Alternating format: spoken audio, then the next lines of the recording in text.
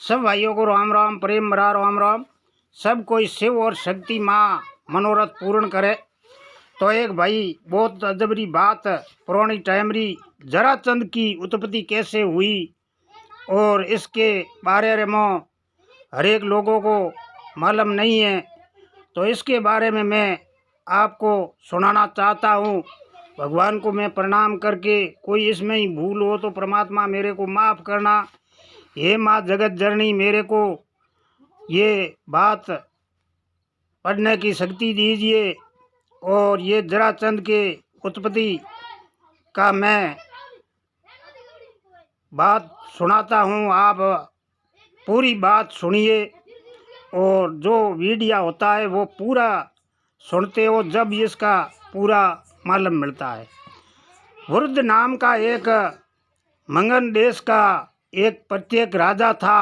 वह काशी नरेश की दो जुड़वी बहनों से इनकी शादी हुई थी। राजा वृद्ध होने पर भी कोई संतान नहीं थी। राजा वृद्ध नाम था, मंगन देश का वो राजा हो और काशी नरेश के दो जुड़वी बहनों बिंगो ब्याह हो और बिंग ब्याह होने रे बाद रे मोमो बुढ़ो हो गयो, बिरे कोई संतान नहीं हुई। यूँ आगे वो संतान नहीं होती तो बार बार संतान के लिए दुखी रहता। इसलिए राजा ने संतान के लिए तपस्या की। एक समय गौतम ऋषि के पुत्र चंडकोश ऋषि ने इनके नगर में आकर एक वृक्ष के नीचे रहना प्रबंध किया और राजा वृद्ध ने इसे सब पत्नी ऋषि के पास जाकर बड़ा आदर सत्कार किया और राजा को संतान के लिए दुखी जानकर ऋषि ने इसे जानने के लिए नेत्र बंद कर ध्यान लगाया। एक ऋषि हो जो गौतम ऋषि को पुत्र हो, चंडकोश इस ऋषि का नाम आ। वो एक दिन बोंगे नगर में गयो ब्रो, एक वृक्ष रे नीचे बिन जान विश्व आश्रम जमायो। जना राजा और रानियों सहित भी ऋषि रे सत्कार कियो, आदर भाव कियो, आरती उतारी और बिंगे आगे विनती पूर्वक विनती की। जना बिन राजा रो दुख रो कारण जोड़ियो तो राजा कहो, भाई मैं बूढ़ो हो गयो हूँ पर मेरे कोई संतान नहीं है। इस संतान रे लिए मैं दुखी हूँ और आप ऋषि हो, आप तो परमात्मा हूँ आगे हो, आप मेरे को कोई संतान के होने का आशीर्वाद दीजिए। तो ध्यान लगाया राजा के कोई पुत्र न होने का कारण। तब तक राजा का गोद में से ऊपर से एक आम गिरा। ऋषि ने इस आम को अभिमंत्र कर राजा को दिया कि ये फल तुम अपनी पत्नी को खिला देना, तुम्हें पुत्र रत्न अवश्य प्राप्त होगा। राजा इसी अभिमंत्र पूरे फल को एक पत्नी को ही नहीं खिलाया, इसका दो टुकड़े करके दोनों पत्नियों को हो एक एक टुकड़ा खिला दिया। राजा ने ऋषि अंतर ध्यान लगायो तो इंगे तो के भाग्य रे में पुत्र नहीं लिखोड़ो है, पर ऋषि की है बे आप रे तपस्या रे जोर कुछ भी कर सकता है। भगवान ने बोंगी बात राखनी पड़े। तो भी ऋषि ने एक ऊपर आम खिरियो, भी आम ने अभी मंत्र कर ए मंत्र पढ़ ए राजा ने दे दियो। राजा ने कहो आप और रानी ने खिला दियो। तो राजा रे धके दो रानियों, जना राजा के कियो एक ओबरा दो भाग कर, आधो एक ही रानी ने निकाल दियो, आधो एक रानी ने निकाल दियो। तो राजा टुकड़ा कर दोनों पत्नियों को एक एक टुकड़ा खिला दिया और दोनों ही गर्भ रह गया। कुछ समय के बाद प्रसन्न दोनों ही रानियों प्रसन्न रहती। दुर्भाग्य की दोनों रानियों ने मनुष्य शरीर का आधा आधा भाग उत्पन्न हुआ। पासी संतान उत्पन्न हुई भाई संतान रही गर्भवास रही जना तो बहुत खुश होया। एक ही जगह दो पुत्र होई ए रोणियों रे ओला जलवनी टेम रे मो एकूरी रोणी रे आधे अंगरो मनुष्य रो शरीर एक हाथ एक पग एक आँख पूरो पूरो आधो धड़ दूजोड़ी रे आधो धड़ एड़ी स्थिति रे मो औलाद दो भाग रे मो जन्म लियो। टुकड़ा ये घटना रोनियों ने राजा के भय से इन मांसों को पिंडों को एक कपड़े में लपेटकर एक विश्वनी दासी के द्वारा गोपनीय ढंग से महल के बाहर चौराहे पर रखाया दिया।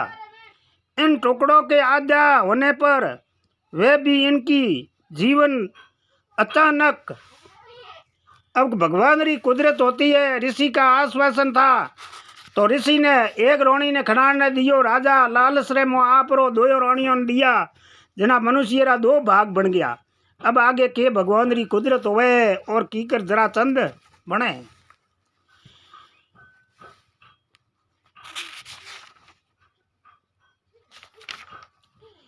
ये मंगल राज्य में ही रहने वाले जरा नाम की एक राक्षसनी मनुष्य का मांस खोज में घूमती ही वह जरा राक्षसी चौराहे पर पड़ा मांस के टुकड़ों को उठाकर ध्यान पूर्वक देखने लगी।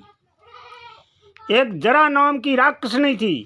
वह राक्षसनी घूमती घूमती भी चौराहे माथे घीबरी मनुष्य रा टुकड़ा मिल गया तो बिन दो हाथों रे मो ले अलग अलग एन देखन ढूकी के ओ की चुंबो है मतलब दो अलग टुकड़ा।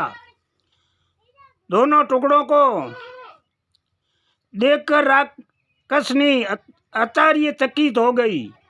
सो योग वंश इसने कोतवल से ही दोनों टुकड़ों को मिलाया। दोनों हाथों यो टुकड़ों ने जोड़ा मिलाया मिलते ही वो टुकड़े एक पूर्ण बालक बनकर जरा राक्षसनी के हाथ में खेलने लगा। एक मतलब बालक वो बन गयो। दो टुकड़ों रो एक बच्चो बेण एन भैया हाथ में लियोड़ो खेलन ढूक गयो। खेलन लगा। इन दोनों टुकड़ों के बीच में जरा राक्षसनी के द्वारा सिद्ध होने के कारण इस बालक का नाम जराचंद पड़ गया। क्योंकि वो बिन राक्षसनी को नाम जरा हो बिंगे कारण बिन टुकड़ों नो मिलायो तो बालक दो भागों रे मो एक बन गयो। एक बनने बिंगो नाम जराचंद राख्यो। जरा राक्षसनी ने राजा वृद्ध को राज्य में रहने ही इनके कोई संतान नहीं होने के कारण एक सुंदर युवती का रूप धारण कर बालक सहित राजा के दरबार में गई। राक्षसनी के कियो था कि राजा रे कोई पुत्र नहीं है जना एक अच्छी मतलब 20 वर्षीय बच्ची के रूप बनायो और भी बालक ने हाथ में ले एन राजा रे महल में गई।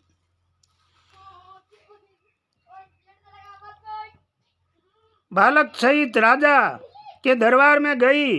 राजा के हाथ में इस शिष्य को सौंपते हुए बोली, हे बालक, नृत्य रूप में आपका ही पुत्र है, ऐसा आप इसे स्वीकार करिए।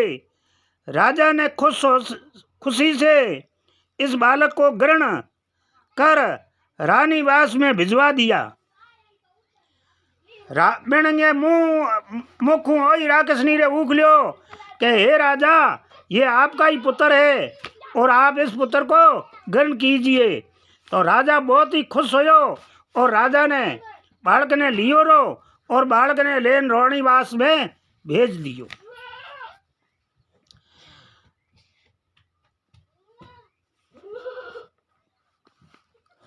दरबार में गई, सौंप दिया, बोला, ये बालक निश्चय ही रूप आपका ही पुत्र है, इस आप स्वीकार कर लीजिए। राजा ने खुशी से इस बालक को ग्रहण किया, रानीवास में भिजवा दिया। राज्य में खुशी की लहर दौड़ गई। वह बालक आज अपना बाहुबल से एक छत्र राज्य कायम करना चाहता है। 100 राजाओं की बलि देकर वह यज्ञ करना चाहता था। वह जरासंध के शरीर में मुख्य विशेषता कि आपातकाल में ही वह इसका शरीर बीच से कटकर भी 2 टुकड़े होने के बावजूद की जीवित हो जाता था। भाई बिंगो जे कोई माथो ही तोड़ दे तो ही वो मरतो को नहीं, पासो बिंगो जुड़ जातो जराचंद्रो। वो जराचंद हो राजा और बलि दे आड़ो एक यज्ञ करना चाहतो, पूरी पृथ्वी रो राजा बनना चाहतो। तो बेंगे कई जराचंद्रे राजाओं ने सिन्नू राजाओं ने तो पकड़ हरा हरा जेल रे मो दियोड़ा 4 राजा घटाया। जरासंध के शरीर मुख विषेक अब इसके शरीर के बीच का काट कर भी 2 टुकड़े होने पर जीवित हो जाता। जितनी बार इसका शरीर कटकर अलग होता इतनी बार ही वह जुड़ जाता। श्री कृष्ण बोले, हे युधिष्ठिर, इस जरासंध को मारने के लिए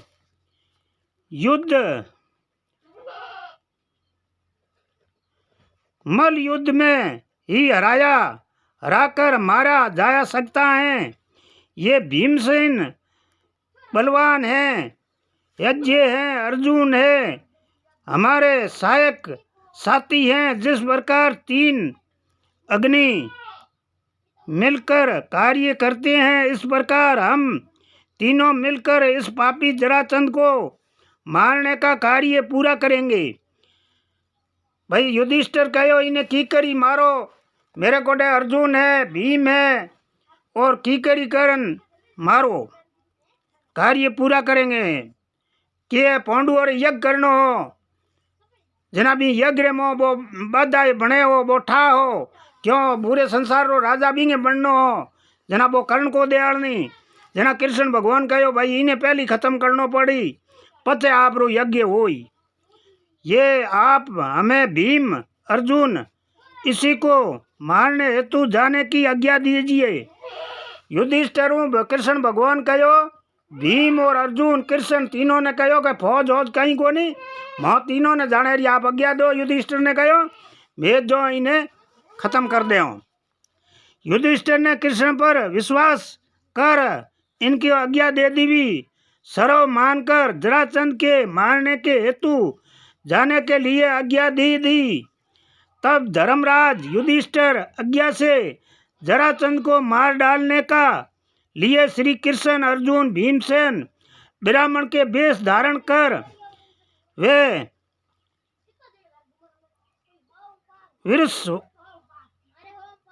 वारा ऋषियों के चेतक नाम का 5 पर्वतों को घेरे। वह जरासंध की राजधानी मंगनपुरी पहुँचे। श्री कृष्ण ने अर्जुन भीम और भूगोल स्थिति बेहतर होने के इस नगर की सुख समुदाय आदि वर्णन करते हुए मंगनपुरी नगर में प्रवेश किया। नगर चैत में बहुत बड़े 3 नगाड़े रखे हुए थे। इन नगाड़ों को राजा वृद्ध ने मास भय ऋषि भस्मासुर को मारकर इसका बढ़ावा था। इस नगाड़े को नित्य पूजन किया जाता था। वे इस पर चोट मारने इस गंभीर गूंजावान शब्द 1 माह तक आकाश में गूंजता रहता था। इस चेतना चुपके से नष्ट कर नगाड़े को फोड़कर कृष्ण जी अर्जुन भीम जरासंध के समनमक उपस्थित हुए। जरासंध ने इसे ब्राह्मणों के वेशधारी अतिथियों को स्वागत किया। भाई राजा हो कम हो को नहीं, ब्राह्मण ने वेश में देखियो जना स्वागत कियो। भाई मेहमान जोड़न और स्वागत कियो, कुशल मंगल पूछा। और श्री कृष्ण बोले, हे महाराज, इस समय हम लोग मौन अर्धरात्रि के पहुँचे हैं, इस बात करेंगे, बाद में बात करेंगे। जरासंध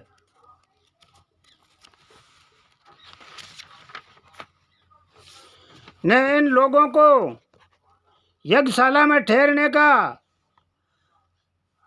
स्थान दे दिया और वे अर्धरात्रि पहुँचे। जरासंध ने इन ब्राह्मणों को पास जाकर ध्यान से देखा और बोले, इष्ट ब्राह्मण सन्य व्रतधारी ब्राह्मणों गृहस्थी जीवन धारण करने से पूर्व माल चंदन रंगीन वस्त्र धारण नहीं करते हैं तथा आप लोग अंगुलियों में धनुष की डोरी के रंगीन चिन्ह दिखाई दे रहे हैं। मुखमंडल आकार चिन्ह करके आए हो अपराधी के कारण आप बंदी भी भय मुक्त सत्य सत्य कहिए। आप ऐसा क्यों किया है? आप ब्राह्मण तो नहीं हो, बिन पूरा लखन देख। एर जरासंध कहो, आपने ऐसा रूप क्यों धारण किया है? आप सत्य में ब्राह्मण तो नहीं है। आप सच बताइए, आपको हम बंदी नहीं बनाएंगे, आप सत्य बोलिए। जरासंध ने श्री कृष्ण को कहा। कृष्ण बोले, धीर वीर पुरुष शत्रु के घर में मुख्य द्वार से प्रवेश नहीं करते हैं। प्रवेश नहीं करते हैं, इससे के कोई पूजा स्वीकार नहीं करते हैं। ऐसे ही हमारी विश्वसनीयता प्रापार हमें 3 क्षत्रिय हैं। तुम्हारे पुराने शत्रु कृष्ण हूँ, तुम्हारा पुराना शत्रु मैं कृष्ण हूँ और इसलिए अर्धरात्रि में आपने मुख्य द्वार आए नहीं। शत्रु के घर में मुख्य द्वार से नहीं आना चाहिए, ये कृष्ण कह रहा है। कृष्ण ने कहा, मैं पुराना शत्रु हूँ, ये अर्जुन वीर हैं, ये भीमसेन हैं, तुमसे राजा आकर अपना सजीत भाइयों को बंदी बनाकर हत्या करना चाहते हैं। तुम्हारा बहुत ही बड़ा पाप कर्म हुआ है। अब तुम हम लोगों को से युद्ध करना होगा।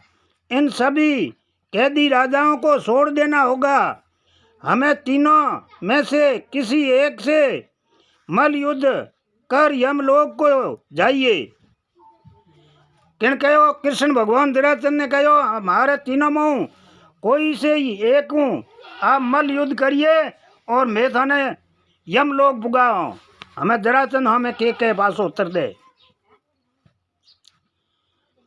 जरासंध अपने मंत्रियों को अपने पुत्र को राज अभिषेक करने के आज्ञा देकर भीमसेन से मल युद्ध में भिड़ गए। दोनों भयकर दूसरे से मारते एक दूसरे की प्राण लेना चाहते थे, परंतु युद्ध कीर्ति बन गया। प्रत्येक चतुर दिशाओं की रात्रि तक बन गई, परंतु आराम चलता रहा। 14 दिन श्री कृष्ण और 3 दिन पर भीमसेन का 4 गुना बढ़ा दिया जा रहा था। तब जरासंध थकता जा रहा था। तब कृष्ण ने भीम को कहा कि अब तुम देव बल वायु बल को देखते हुए इतना कहने की था। तब भीम ने श्री कृष्ण को संकेत समझकर वायु वेग से चपटते हुए जरासंध को पकड़कर ऊपर उठा लिया और आकाश में 100 बार घुमाते हुए पृथ्वी पर पटक दिया। घुटनों से दबाकर इसके रीढ़ की हड्डी को तोड़ डाला और ढंग से पकड़कर चीर डाला। इस समय भीमसेन ने गर्जना की और जरासंध को चिल्लाना इतना भयंकर था कि मानो हिमालय टूट पड़ा हो। सभी जनता इस आवाज को आश्चर्य में पड़ गई और जरासंध के मरने के बाद श्री कृष्ण भीमसेन के हृदय से लगाए और जरासंध के पुत्र को भीम और अर्जुन ने राज सिंहासन पर बिठा दिया। भीम और जरासंध 11 दिन मल युद्ध होतो रहो। 11वें दिन भीमसेन पावन पुत्र हो और कृष्ण ने याद जनायो आप पावन को और अग्नि को पांचों बल कृष्ण भगवान ने हो गुणा भीम रो बल बधा दियो। जना भीम ने जरासंध को इयो घुमा परो पटक गयो धरती माथे। पटकन रीड वाली हाडी गोडो ठोकन भौंस दीवी। एक पग माथे पग दे परो चीर दियो। एक आकाश में फेंक दियो और एक धरती में ठोक दियो। ऊपर आकाश वाली के हावड़ी बिण गई, नीचे जवा चिंचड़ बिण गया। यो के तब ओने बीने जरासंध ने मार एन जरासंध चीक इतनी भयंकर ही जगो जने हिमालय पर्वत हेठो पड़ो है। और ऐसी गर्जना पूरे राज्य रे मो हाहाकार मच गयो। मरने के बाद जरासंध को पुत्र हो बिने राज अभिषेक कर एन कृष्ण भगवान भीम और अर्जुन तीनों ने बीने गादी माथे बैठा दियो। बिंगो नाम हो सहदेव। वो पुत्र हो जरासंध को बी पुत्र ने राजगादी माथे बिठा दियो। टूट पड़ा सभी जनता। जरासंध को मरने के बाद श्री कृष्ण ने भीमसेन को हृदय से लगाया और जरासंध के पुत्र भीम और अर्जुन के राज्य अभिषेक करवाए दिए गए। अब तीनों वीर कृष्ण अर्जुन भीम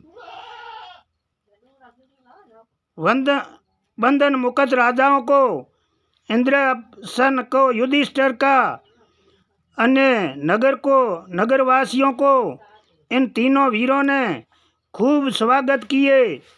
बेहंग राजा बंदिया बने छुड़ा दिया और राजा छुड़ाया ना बे भाई सब युधिष्ठिर की स्वीकार कियो। मतलब आगे हासिल देता राजा तो बही रहा पण आगे ऊपर बोगे माथे राज युधिष्ठिर रो रहो क्यों बने बंदी छुड़ाया आपो आवरो राज बने पाछो दरायो। एर 200 राजा युधिष्ठिर रो आपरे माथे राज्य स्वीकार कियो और भी यज्ञ रो निमंत्रण दियो बने आना स्वीकार किया। एर सब भाई जरासंध को भीमसेन ने मार दिया और 100 राजाओं को बंदी से छुड़वाया। सब भाइयों सब ये बात सुनते हैं तो श्री कृष्ण ने लिखे आ बात होने भी माथे ऐसी विपत्ति कदे ही नहीं आवे वो कोई रे बंदी कदे ही नहीं बने। और आ धर्म की बात है। सब भाइयों आगे वीडियो शेयर करियो, सब्सक्राइब करियो, लाइक करियो, आगे वीडियो ज़्यादा लोगों तक पुगाइयो।